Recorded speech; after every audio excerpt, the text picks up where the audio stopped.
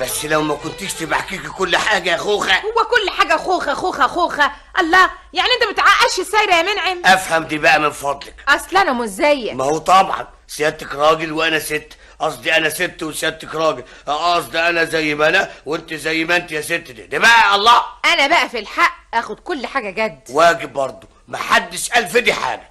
ما جيش لغاية الحق وحود. كلام سليم، بس عايزة تقول ايه بالظبط؟ انت يا منعم فيك حاجة ما بتعجبنيش. استر يا اللي بتستر. ايه بقى يا ستي؟ تحب الناس تجاملك وانت ما تجاملش حد. عال لحد كده بقى واتكعبلت يا هانم. قولي ازاي بقى، ما تقولي.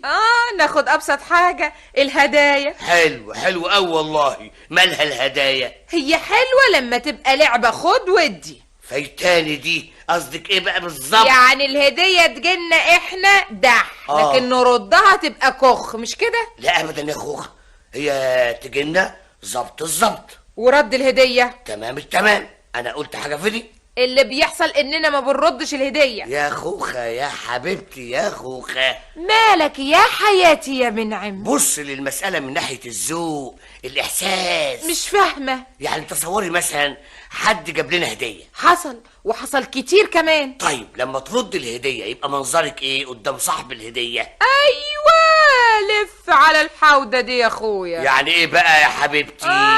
بقى في حد يا عالم تجيله هدية يقوم يرد نفس الهدية؟ امال انت قصدك ايه يا روحي بالظبط بقى؟ انت فهمني كويس. الهدية تترد بهدية زيها من نفس نوعها، مش نردها هي. والله فكرة صحيح. امال انت عايزة ايه بقى؟ مش عايزة نعيش سفلقة يا منع. حاشا لله يا ساتر يا حفيظ، سفلقة يا خوخة؟ طبعا، يعني مفروض واحد جاملنا في مناسبة نرد له في مناسبة زيها. طب انا بقى لما ابويا يمات في ناس بعتولي بن ورز وصابون، كتر خيرهم. ارد لهم الهدايا ازاي؟ بنفس الطريقة. يعني لما ابوهم يموت مثلا اقل ما فيها. ما ماتش، يبقى الحل ايه؟ افضل كل يوم اسال عن صحه ابهاتهم؟ وهي الهدية يا منعم ما جاتلناش الا في المناسبة دي يا ست ده مثلا يعني مثلا. انت ناسي يا منعم جالنا ايه في جوازنا؟ لا ودي حاجه تتنسي. مش بيتنا اتملى اباجورات، نجف، صيني، اطقم شاي. الشهاده لله حصل، حتى بالاماره من كترها بعنا شويه